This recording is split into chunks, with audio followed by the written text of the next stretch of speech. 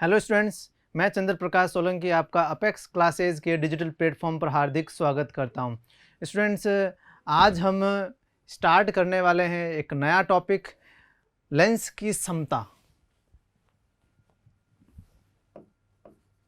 Lens की समता, power of lens.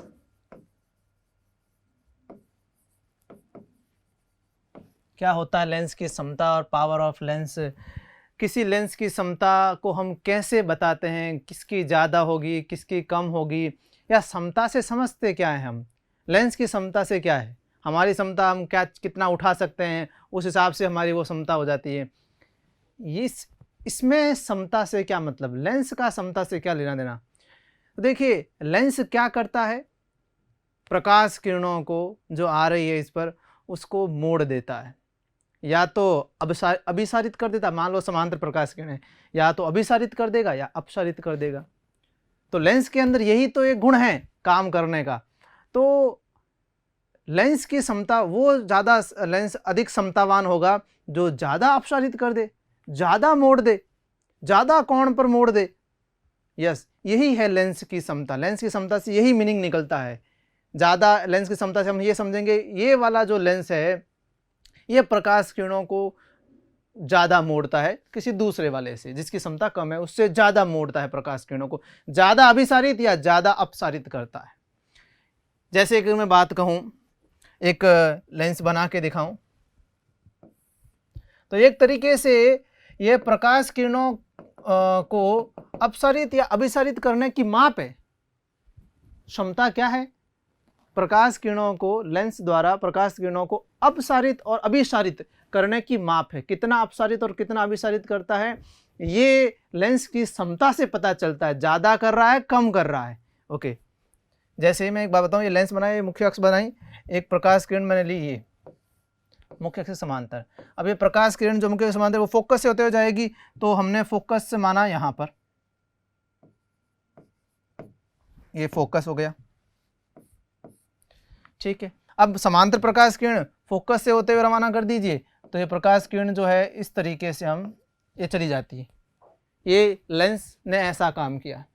तो lens ने कितना मोड़ा इसको, तो आप खुद देखिए, लेंस ने कुछ इतना इसको मोड़ दिया, जिसको मैं डेल्टा बोल सकता हूं।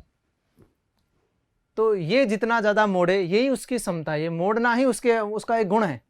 तो जितना ज़्यादा उतनी ज़्यादा क्षमता, यही क्षमता में आता है। अब जैसे मान लो मैंने एक लेंस लिया और उसकी फोकस दूरी कम है, ये पर्टिकुलर लेंस है जिसकी फोकस दूरी आप देख रहे हो। एक मैंने और दूसरा लेंस लिया जिसकी फोकस दूरी कम है, इसी में दर्शा देता हूं, मैं इसी के अंदर दर्शाऊं। तो एक जो और लेंस ले लेते हैं जिसकी फोकस दूरी कम है, तो इसका मतलब उसका फोकस थोड़ा नज़दीक होगा। फोकस दूरी कम होने का मतलब फोकस थोड़ा नज़दीक हो गया। तो यही, जैसे मान लीजिए, तो समांतर ये वाली प्रकाश किरण जो है, वो आप कह सकते हैं यही वाली प्रकाश किरण जो इस तरीके से आ रही है, वो कैसे चली जाएगी, वो कुछ इस तरीके से चली जाएगी। फोकस से होते हुए जाना है ना, रूल तो ये कहता है फोकस से होते हुए जाओ। अब उसका फोकस जहां पर भी है वहां से होकर उसको जाना है।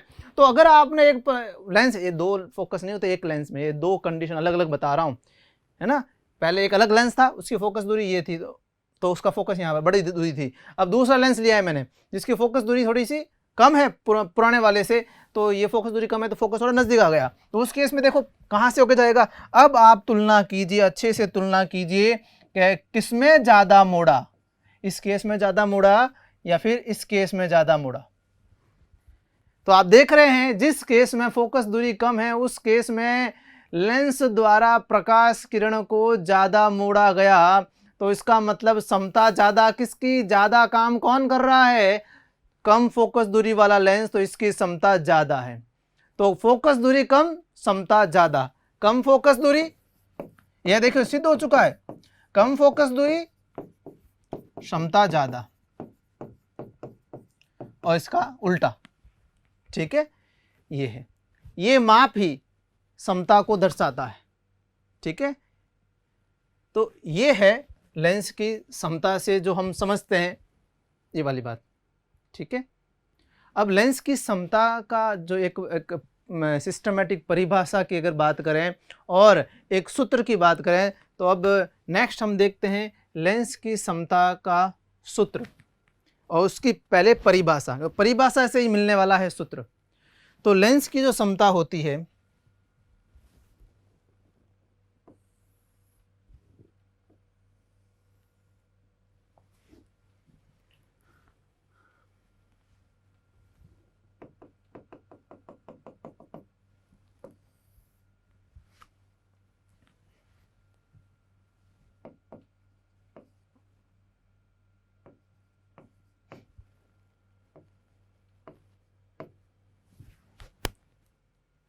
लेंस की समता वो उस कोण का कह सकते हैं, उस कोण का टेंजेंट कह सकते हो, स्पर्शज्या, उस कोण की स्पर्शज्या, किस कोण की? उस अभिसारित या अपसारित कोण की, जितने कोण से वो अभिसारित या अपसारित हुआ है, किस रेखा द्वारा या फिर कौन सी प्रकाश पुंज, उसका भी तो देना पड़ेगा, कौन सी प्रकाश पुंज अपसारित या अभिसारित हुई है, जो मुख्य अक्ष के समांतर हो और अपने प्रकाशिक केंद्र से एकांक दूरी पर हो। एक प्रकाश किरण, परिभाषा देख लीजिए, एक प्रकाश किरण जो मुख्य अक्ष के समांतर है और इससे प्रकाशिक बिंदु से एकांक दूरी पर है, तो मैंने यही प्रकाश किरण ली है। इस प्रकाश किरण द्वारा जो यह कह सकते हैं विचलन कोण कह सकते हैं, या जितने डिग्री से, जितने कोण से ये अभिसारित या अपसारित हुआ है, उस कोण की स्पर्शज्या, तो ये वाली प्रकाश किरण को लेना है। इसी के द्वारा यही जो जितने कोण पर हो रही है उसी का, ये कौन सी है? मुख्य समांतर और प्रकाशिक बिंदु से एकांक दूरी पर, ये जितने कोण पर अभिसारित या अपसारित होती है, ये देखिए, ये डेल्टा, इसकी स्पर्शज्या, देखो डेल्टा, की स्पर्शज्या क्या हो? tan डेल्टा, तो tan डेल्टा ही लेंस की समता है। ये tan डेल्टा को ही बोलेंगे लेंस की समता। हर किसी प्रकाश किरण के डेल्टा की बात नहीं करते हम, यही वाली प्रकाश किरण है ना, नहीं तो एक ही लेंस की तो कहीं हर दूसरी प्रकाश किरण का डेल्टा अलग होगा। लेंस एक ही, हर दूसरी प्रकाश किरण का अपना एक अलग डेल्टा हो सकता है। तो हर एक के लिए एक डेफिनेशन फिक्स कर दी, तो सबके लिए एकांक दूरी और प्रिंसिपल एक्सिस के समांतर आ रही है, उन्हीं के लिए डेल्टा लेंगे तो वही उसकी समता को व्यक्त करेगा। इसको हमने ऐसे परिभाषित कर रखा है, ठीक है। अब ये जो समता है, इसका सूत्र क्या बना सकते हैं आप देखिए, अगर मैं इसको कहूँ ये अपने h है, ये जो दूरी h है, ये आपको मालूम है ये दूरी कितनी है? स्मॉल f, फोकस दूरी है। और अगर ये डेल्टा है, ये और ये दोनों समांतर है, तो अगर ये डेल्टा है तो ये वाला कोण एकांतर कोण हो गया, तो ये भी कितना हो गया? डेल्टा, एकांतर कोण, ये डेल्टा, तो ये डेल्टा। तो tan डेल्टा बराबर क्या हो गया? लंब बटा आधार, ठीक है। हाँ, अगर डेल्टा छोटा है उस केस में tan डेल्टा डेल्टा के बराबर होगा, परंतु हमें उसको p ही बोलना पड़ेगा, है ना। होने को tan डेल्टा डेल्टा के बराबर हो सकता है अगर छोटे होने के केस में, तो tan डेल्टा को डेल्टा लिख सकते हैं अपन। तो है तो ये क्या? p माने लेंस की समता, लेंस की समता को हम p से डिनोट करते हैं, तो ये p है h बटा f, ठीक है। अब h का मान भी रखना है ना हमें साथ में। h का मान देखिए क्या है, h का मान, ये आपने जो दूरी ली है, हमने कौन सी प्रकाश किरण या कौन सा प्रकाश पुंज लिया है जो इससे एकांक दूरी पर हो, तो इसका मान तो एक ही तो है, और फिर f, ये फाइनल फॉर्मूला हो गया अपने। यह है पावर, लेंस की जो पावर है उसका फॉर्मूला, P = 1/f, ठीक है। ये लेंस की समता है।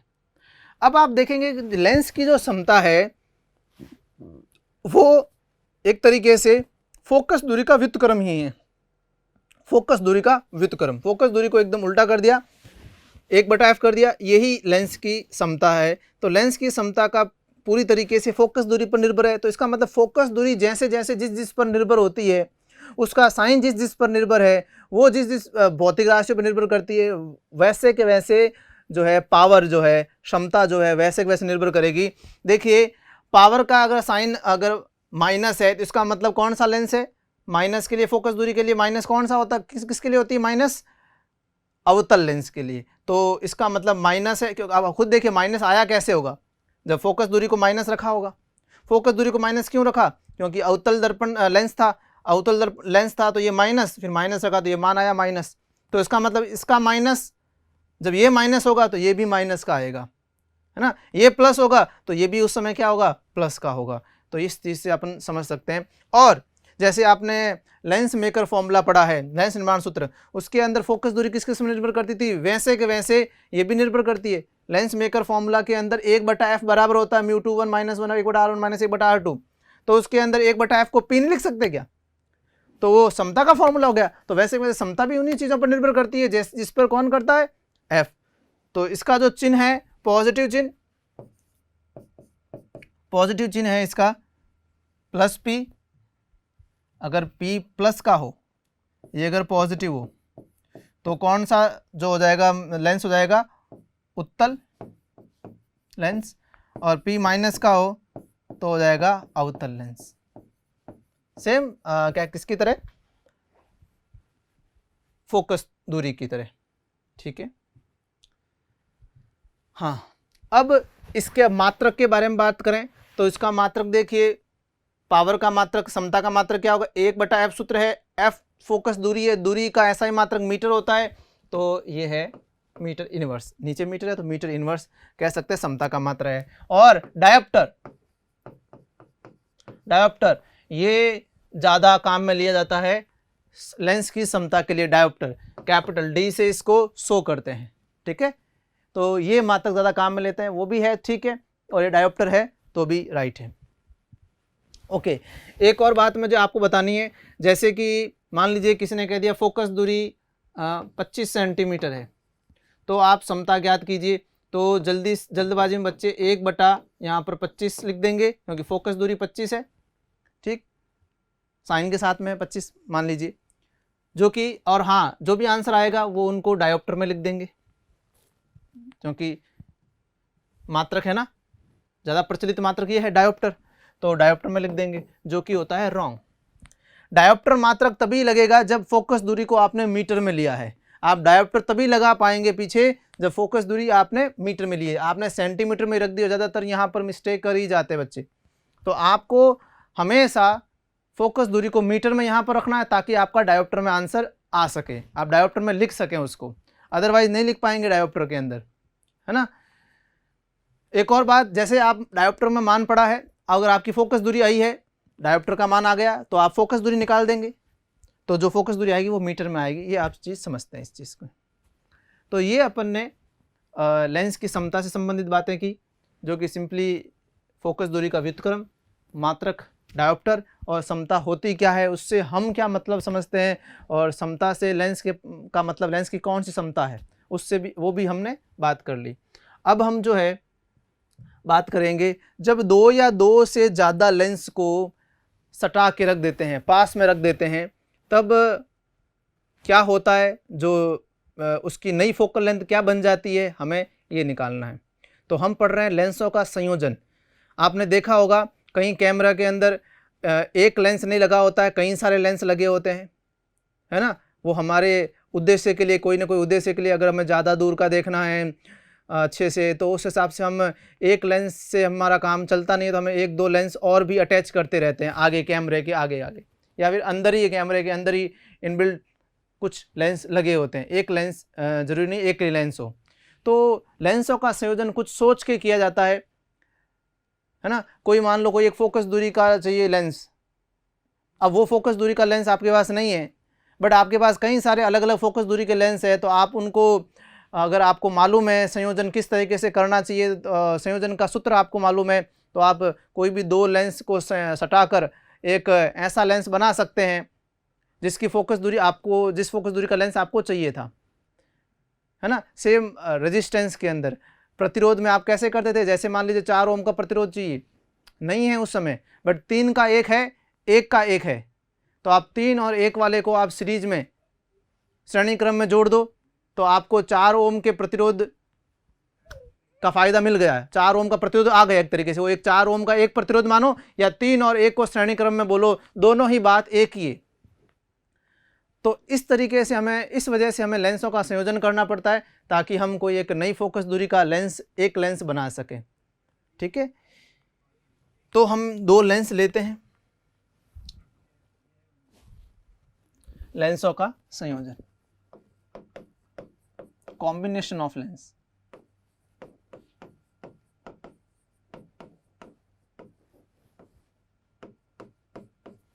दो लेंस ले रहे हैं,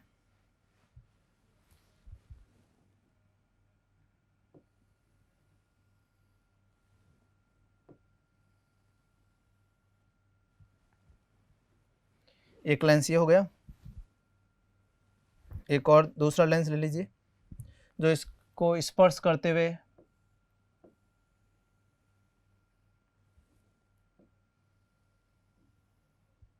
कोई और फोकस दूरी का है, जरूरी नहीं है इतनी ही फोकस दूरी का है, बराबर फोकस दूरी का हो जरूरी नहीं है।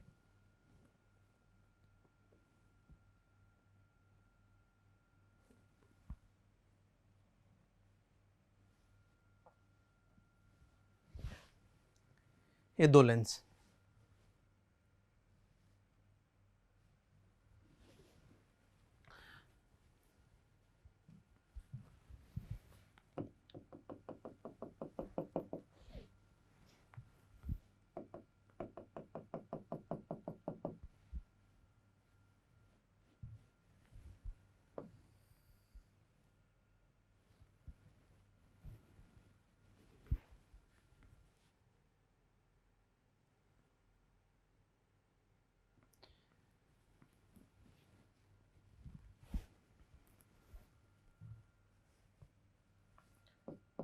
ये इसका प्रकाशीय केंद्र, ये इसका प्रकाशीय केंद्र।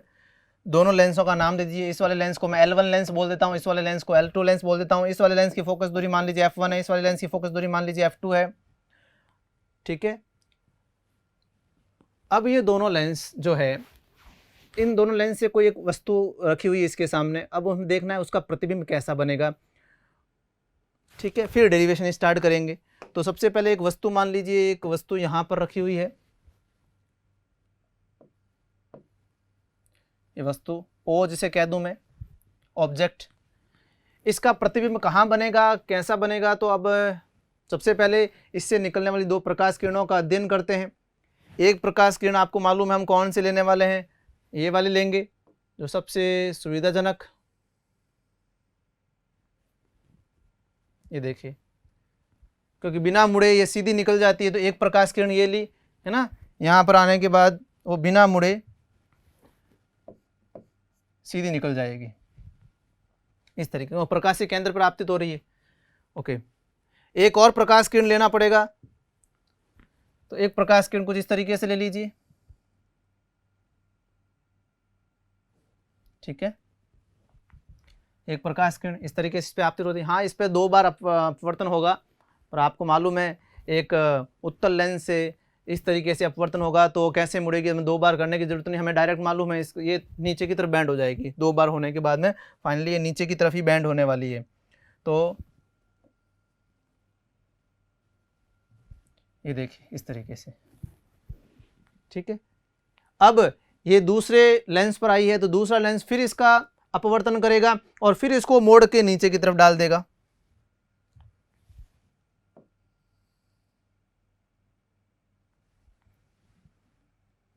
ये देखिए, तो कुछ इस तरह से अपवर्तन होगा इस वाली प्रकाश किरण का, और फाइनली ये इस तरीके से निकलेगी। फाइनली दोनों जो लेंस है, दोनों लेंस से निकलने वाली जो प्रकाश किरण है, अपवर्तित किरण, दोनों लेंस है, एक तो ये वाली और एक ये वाली, दोनों कहाँ पर मिली, वहीं पर प्रतिबिंब बनेगा। दोनों यहाँ पर मिली है तो यहीं पर उस O का प्रतिबिंब बनेगा, जिसको मैं I बोलूँगा, I प्रतिबिंब के लिए, ये O का प्रतिबिंब। इस तरीके से हमने प्रतिबिंब कर लिया, बना लिया। अब हम क्या जानना चाह रहे हैं, अब हम डेरिवेशन करेंगे। डेरिवेशन किसके लिए करेंगे? तो देखिए, हमें, आपको मालूम है कि ये दो लेंस है, बट दो लेंस से होने से क्या होगा, हमें दो वस्तुएं थोड़ा ना दिखाई देगी, दिखाई तो एक ही दे रही, देखो I। ठीक है, 10 लगा दो, एक ही दिखाई देगी। तो हमें तो एक ही वस्तु दिखाई देगी, जबकि लेंस इतने सारे हैं। जैसे मैंने आपको बताया, जैसे 2, 3 और 1 का प्रतिरोध जोड़ दिया सीरीज में, श्रेणी क्रम में, तो वो 4 ओम का एक प्रतिरोध लगाओ उसकी जगह पर, या फिर 3 और O1 का लगाओ, दोनों का सेम रिजल्ट है, सेम यहाँ पर आ जाता है। यहाँ पर वो होगा, यहाँ पर ये एक लेंस की तरह काम कर रहा है ये, अब ये दोनों मिलकर एक लेंस की तरह काम कर रहे हैं, पर वो जिस एक लेंस की तरह काम कर रहे हैं हमें उसी की फोकस दूरी चाहिए। तो हमने दो को संयोजित तो कर लिया, अब संयोजन करने के बाद में अब ये एक लेंस, जिसे सिस्टम ऑफ लेंस कह सकते हैं, लेंसों का निकाय कह सकते हैं, एक लेंस निकाय की तरह कार्य करता है और हमें उस लेंस निकाय की फोकस दूरी चाहिए। ये जिस एक लेंस की तरह बिहेव कर रहा है, दोनों मिलकर, तीनों मिलकर, जितने भी होंगे वो सब मिलकर एक ही लेंस की तरह व्यवहार करेंगे। तो हमें देखना है वो जिस एक लेंस की तरह व्यवहार कर रहा है, जिस लेंस के निकाय की तरह व्यवहार कर रहा है, उसकी फोकस दूरी क्या है।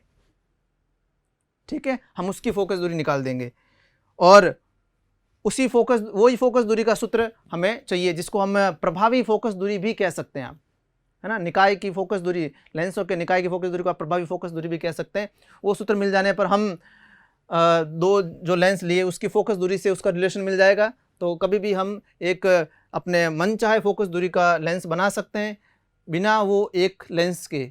कुछ 2-4 अगर लेंस हो तो फिर कैसे करेंगे। तो सबसे पहले तो अपन क्या करते हैं, लेंस सूत्र लगाते हैं, इसके लिए भी इसके लिए भी। क्यों कि लेंस सूत्र तो एक ही लेंस के लिए होता है, दो लेंस के लिए साथ में लेंस सूत्र नहीं लगता।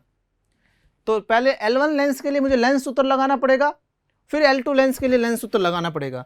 तो लेंस सूत्र क्या है, सबसे पहले तो मैं ये लिख देता हूं, लेंस सूत्र है क्या। लेंस सूत्र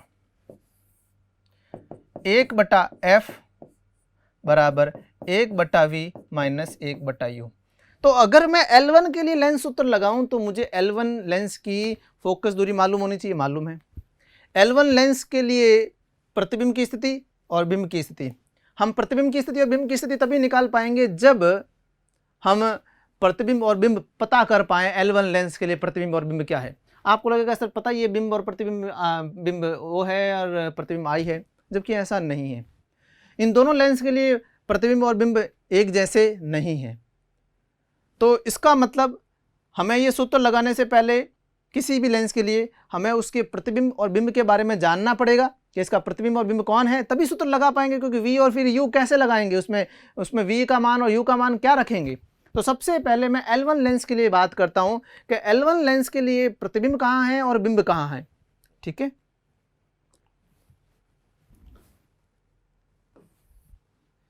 L1 लेंस के लिए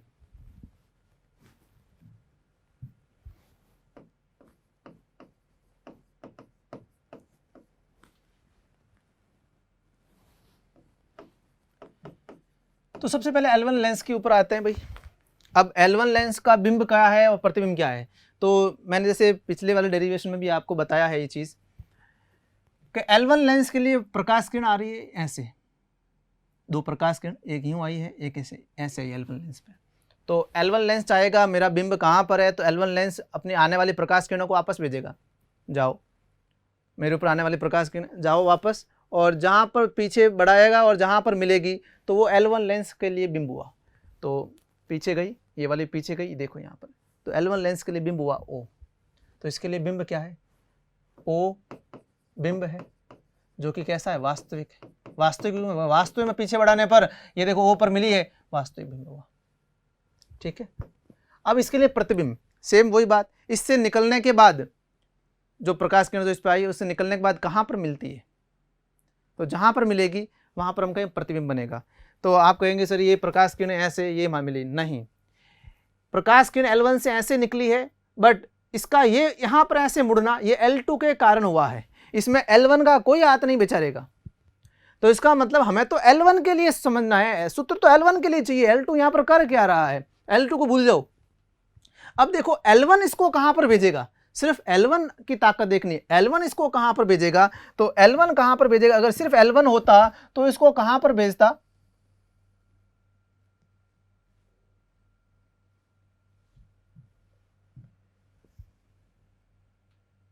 ये देखिए यहां पर,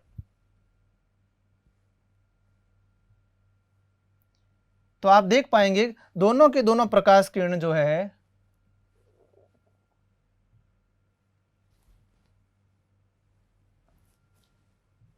यहां पर मिल गई।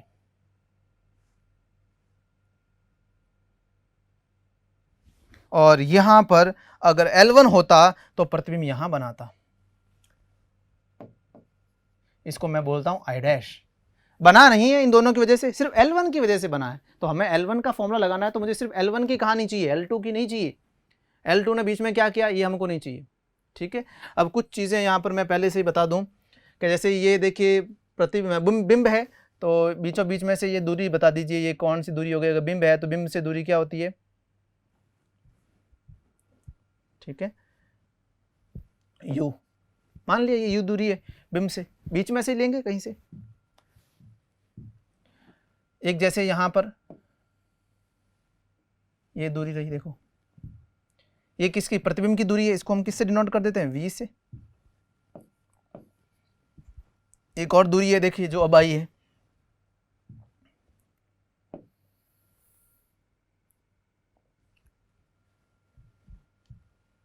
ये दूरी क्या है, कोई भी दे दीजिए। जैसे मान लो जब पहले के प्रतिबिंब के लिए है तो इसको v डैश दे दीजिए, उससे कोई मतलब नहीं, हम नोटेशन कौन सा देते हैं, v डैश। ठीक है, ये हो गया। अब जो है, हाँ, प्रतिबिंब की बात की जाए तो L1 जो है कहाँ प्रतिबिंब बनाता, तो L1 क्या है, मेरे से निकलने वाली प्रकाश किरण कहाँ जा रही है, तो ये रही, और दूसरी ये रही, दोनों यहाँ पर आ रही, तो ये उसका L1 का प्रतिबिंब हो गया। तो L1 का प्रतिबिंब क्या हुआ, कहाँ पर, I डैश प्रतिबिंब। बट कैसा प्रतिबिंब है, वास्तविक है या आभासी है, आभासी है, यहाँ बना नहीं है, यहाँ नहीं बना है L1 का प्रतिबिंब। L1 का क्या कहते हैं, यहाँ पर एक्चुअल में प्रतिबिंब नहीं बना है, वास्तव में प्रतिबिंब तो यहाँ बना है, तो इसलिए मैंने क्या लिखा है वहां पर, आभासी प्रतिबिंब।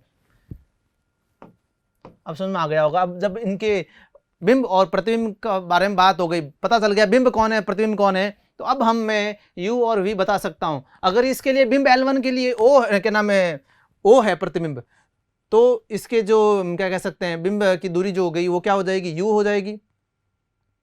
बिंब की स्थिति u जो है इसके लिए u ही है। और अगर देखें प्रतिबिंब की स्थिति v के लिए, v इसके लिए, तो प्रतिबिंब बना रहा है यहाँ पर, तो प्रतिबिंब की स्थिति जो है वो ये है, लेंस से प्रतिबिंब की दूरी, तो उसके लिए v जो है वो v डैश हो गया। तो ये चीज़ यहाँ पर हमें समझनी थी। तो अब हम लेंस सूत्र लगाते हैं इसके अंदर, 1/, अब आप देखिए f लिखना है, तो पहले वाले के लगा रहा हूँ, तो f क्या है यहाँ पर, f1 बराबर 1/v।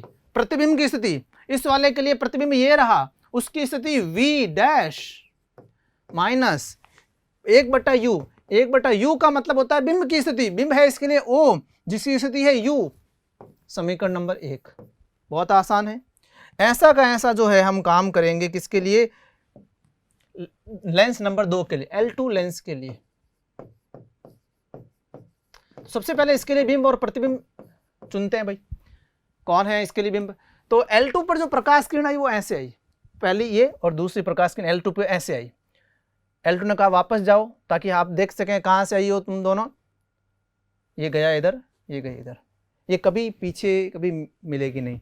तो L2 के लिए उस तरफ कोई बिंब है ही नहीं, L2 को उधर कोई बिंब नहीं लगेगा।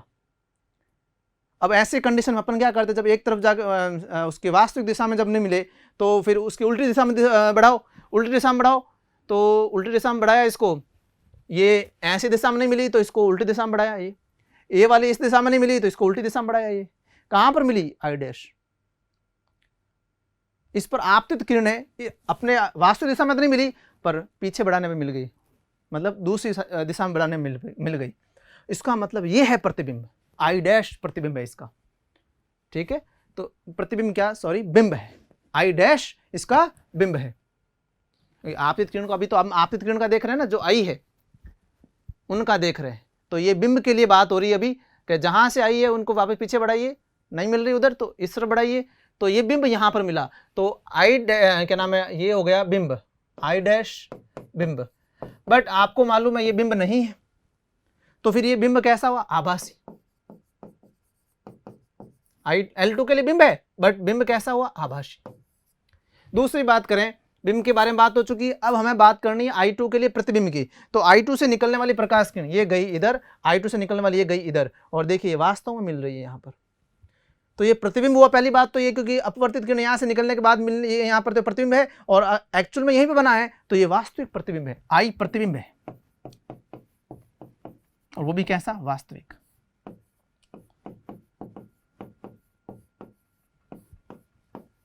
ये देखिए इस तरीके से। अब हम इसका मान रख देते हैं यहाँ पर, हम लेंस सूत्र में मान रख देंगे 1/, तो लेंस सूत्र ये रहा f, तो दूसरे वाले का जो फोकस दूरी है वो f2 है, 1/v, v यहाँ पर ये रहा, ठीक है। और आप देख रहे हैं है तो प्रतिबिंब की स्थिति, और इसके लिए प्रतिबिंब है ही आई, तो इसके लिए v हुआ, तो 1/v माइनस 1/u, u क्या है, बिंब की स्थिति, L2 के लिए बिंब हुआ ये, तो उसकी स्थिति क्या हुई, v डैश। इसे दे देती है समीकरण नंबर 2। समीकरण 1 व 2 को जोड़ दीजिए आप, 1 व 2 को जोड़ देंगे, तो समीकरण 1 व 2 को जोड़ेंगे ताकि v डैश गायब हो जाएगा, तब 1 और 2 को जोड़ेंगे तो लेफ्ट हैंड साइड जुड़ जाएगी 1/f1 प्लस 1/f2, 1/f1 समीकरण 1 प्लस 2, 1/f1 प्लस 1/f2 बराबर। अब आप देखिए जब राइट हैंड साइड जुड़ेगी तो 1/v डैश प्लस का है, 1/v डैश माइनस का है, तो ये तो हो गया कट 0, बचा क्या राइट हैंड साइड में, 1/v माइनस 1/u,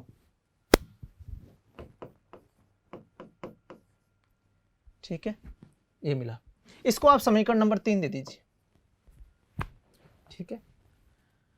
अब जो है हमको मालूम है ये दोनों लेंस मिलने से ये एक लेंस के भांति कार्य करता है, या जितने भी लेंस मिल गए वो एक लेंस के भांति कार्य करते हैं।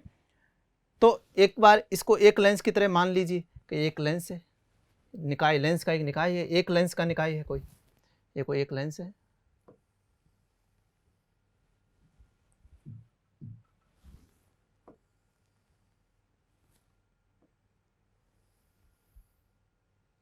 ये एक लेंस है, ठीक है, ये एक ही लेंस की भांति कार्य कर रहा है। मैंने एक लेंस बनाया इसका, दोनों से मिलकर बना एक लेंस।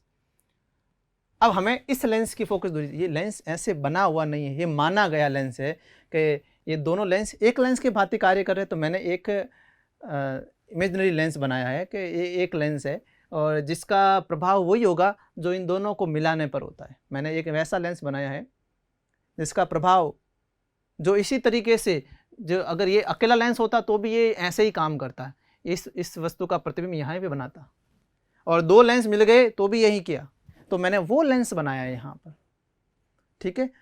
तो ये इस लेंस की भांति कार्य कर, या ये बड़ा वाला लगाऊं या छोटा वाला लगाऊं, तो हमें इस लेंस की फोकस दूरी निकालनी है, जो ये दोनों लेंस या जितने भी लेंस मिलकर एक लेंस की तरह भांति कार्य कर, एक लेंस निकाय की तरह कार्य कर रहे हैं, उस लेंस निकाय की फोकस दूरी ज्ञात करनी, मतलब इसकी। तो इसको एक लेंस अगर माने तो इसकी फोकस दूरी हमें क्या माननी है, f माननी है, हमें यही निकालना है, ठीक है। ये लेंस, इसकी फोकस दूरी f है। अब इसके लिए जब मैंने इस लेंस निकाय की जब बात करता हूँ, तब अगर मुझे इस पर भी तो लेंस फॉर्मूला लगाना पड़ेगा, मैं इस पर भी लेंस फॉर्मूला लगाऊंगा। इसको अगर एक लेंस निकाय की तरह मान लिया जाए तो इस लेंस का, इसके लेंस के लिए भी एक फॉर्मूला लगा सकते हैं, लेंस फॉर्मूला। तो इसके लिए हमें पता होना चाहिए, अगर ये एक लेंस है तो इसके लिए बिंब कौन है और प्रतिबिंब कौन है। तो आप खुद देखिए, इस लेंस के लिए प्रकाश किरण आ रही है इस तरफ, ऐसे इस लेंस के अंदर, तो बिंब हुआ ये, और इस लेंस से निकलने के बाद प्रकाश किरण जा रही है यहाँ से यहाँ तक, तो इसके लिए प्रतिबिंब हुआ I। तो इस लेंस के लिए प्रतिबिंब O है और बिंब O है और प्रतिबिंब क्या है, I है, क्योंकि आ कहाँ से रही है, इधर से, तो ये बिंब हुआ इसके लिए। तो एक्चुअल में इसके लिए बिंब यही है और इसके लिए प्रतिबिंब यही है, ठीक है, O और I। तो हम कह सकते हैं संयोजन से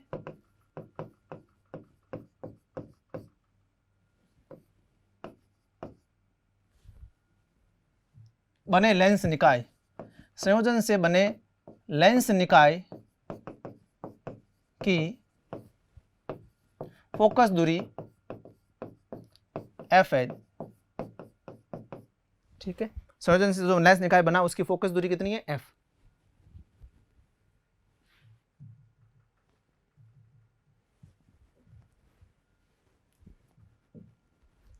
अब इसको एक बार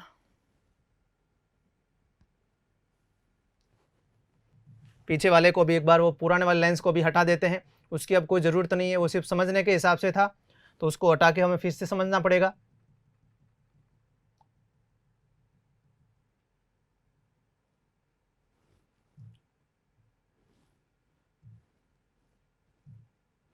ओके, हाँ, अब हमने जो किया एक बार में हम वापस कर देते हैं।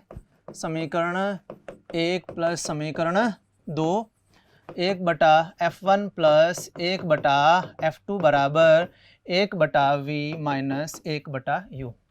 अब हम वो चीज़ वापस लिख सकते हैं कि जो समीकरण से बने लेंस निकाय, लेंसों के संयोजन से बना लेंस निकाय के लिए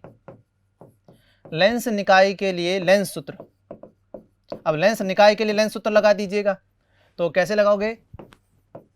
1/f, क्योंकि लेंस निकाय की फोकस दूरी हमने क्या मानी? f, जिसे हम इफेक्टिव फोकल लेंथ, प्रभावी फोकस दूरी कहते हैं, जिसको हमें निकालना है, तो जिस लेंस की तरह कार्य करता है उस लेंस की फोकस दूरी।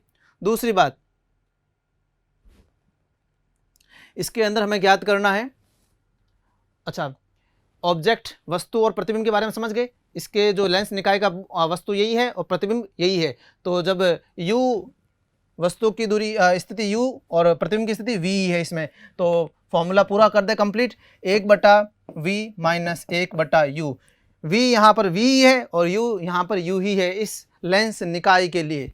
ओके, इसको दिया समीकरण नंबर 4। आप समीकरण 3 व 4 को देखें और कंपेयर करें कि दोनों की जो राइट हैंड साइड है वो सेम है, तो उन दोनों की लेफ्ट हैंड साइड भी तो सेम होगी। समीकरण 3 व 4 से हम कह सकते हैं कि 1/f बराबर क्या है? 1/f1 प्लस 1/f2, और यही हमारा जो लेंसों के संयोजन से प्राप्त सूत्र है लेंसों के संयोजन के लिए। जब हम लेंसों का संयोजन होता है तो उसके लिए ये सूत्र अप्लाई होगा कि वो जिस लेंसों का संयोजन तो कर दिया आपने 2-3 लेंस का, उससे फिर जो एक लेंस की भांति व्यवहार कर रहा है उसकी फोकस दूरी ये होगी, वो इस फोकस दूरी के लेंस निकाय के भांति कार्य करेगा संयोजन के फलस्वरूप। जैसे 3 और 1 ओम के प्रतिरोध को जोड़ा तो 4 ओम के प्रतिरोध के भांति कार्य कर रहा है। अब 4 लगाओ या 3 + 1 लगाओ श्रेणी क्रम में, दोनों एक ही बात है, सेम।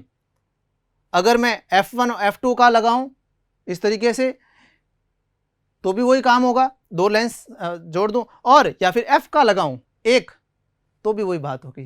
तो इससे अपन को, अगर अपन को F फोकस दूरी का नहीं मालूम, नहीं पता, या फिर हमारे पास नहीं है अगर हमारे पास लेंस, बट F1 और F2 का है, तो उसको ऐसे संयोजित कर दीजिए।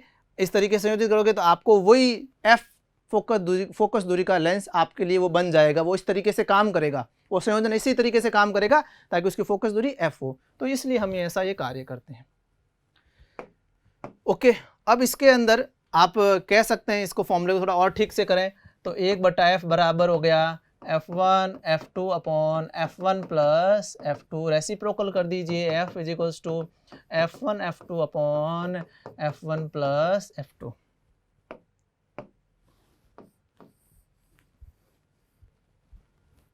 ये फॉर्मूला है हमारा, ठीक है। अगर जो क्या कह सकते हैं, लेंस 2 ना हो, कई सारे लेंस हो, n लेंस के लिए, n लेंसों के लिए के संयोजन के लिए, n लेंसों के संयोजन के लिए, अगर n लेंसों का संयोजन हो रहा है तो हम कहेंगे 1/f बराबर 1/f1 plus 1/f2 plus 1/f3 ... 1/fn। समझ गए? इस तरीके से n लेंसों के संयोजन से फिर निकाय की फोकस दूरी इस तरीके से निकालेंगे। ये भी फॉर्मूला है जो हमें याद रखना है। अब आपको निकाय की समता भी ज्ञात करने को बोल सकता है, तो निकाय की समता कैसे ज्ञात करेंगे? फोकस दूरी से मिल जाती है समता भी, तो इसके लिए कुछ नया करने की कोई ज़रूरत नहीं है। आप सीधा 1/f जो है वो निकाय के फोकस कह सकते हैं, f तो निकाय की फोकस दूरी, तो 1/f क्या हो गया? निकाय जो निकाय वाला लेंस है उसकी समता। ये पहले वाले लेंस की फोकस दूरी, तो 1/f1 क्या कहता है? पहले वाले लेंस की समता। ये 1/f2 दूसरे वाले लेंस की समता। तो ये देखिए इस तरीके से समता किस तरीके से निर्भर करती है, या फिर अगर दो या दो से ज़्यादा लेंसों को जोड़ दिया जाए तो उनकी क्षमता इस तरीके से जुड़ेगी। जब आप जोड़ेंगे तो बीजगणितीय रूप से जोड़ना, ये बात ध्यान रखना, है ना। आपको लगेगा भाई दो लेंस कैसे भी जोड़ दीजिए हमेशा उनकी क्षमता बढ़ेगी ही बढ़ेगी, ऐसा कुछ भी नहीं है। वो भी पता चलेगा कि भाई दो लेंस जो जोड़े वो समान एक जैसी प्रकृति के, अलग अलग प्रकृति के, एक प्लस वाला हुआ एक माइनस वाला, एक कॉनकेव हुआ एक कॉन्वेक्स, उत्तल या उत्तल हुआ, तो फिर बढ़ने की जगह घट भी सकती है। तो ये बात ध्यान रखें, इनका जो जोड़ना है चिन्ह के हिसाब से रखना है, बीजगणितीय योग करना है। तो ये वाली बात, तो ये लेंस की जो निकाय की जो क्षमता है, लेंसों के निकाय की जो क्षमता है, उसका सूत्र भी अपन को मिल गया। तो ये हमारे जो आज का डेरिवेशन था, जो संयोजन से संबंधित जो डेरिवेशन है वो हमारा ये है। सब्सक्राइब करें हमारा apex classes edutech YouTube channel, साथ ही बेल आइकन को क्लिक करना बिल्कुल ना भूलें, ताकि आगे आने वाले सभी यूट्यूब वीडियोस की अपडेटेड नोटिफिकेशंस सबसे पहले आपको मिले। Apex classes edutech, subscribe now.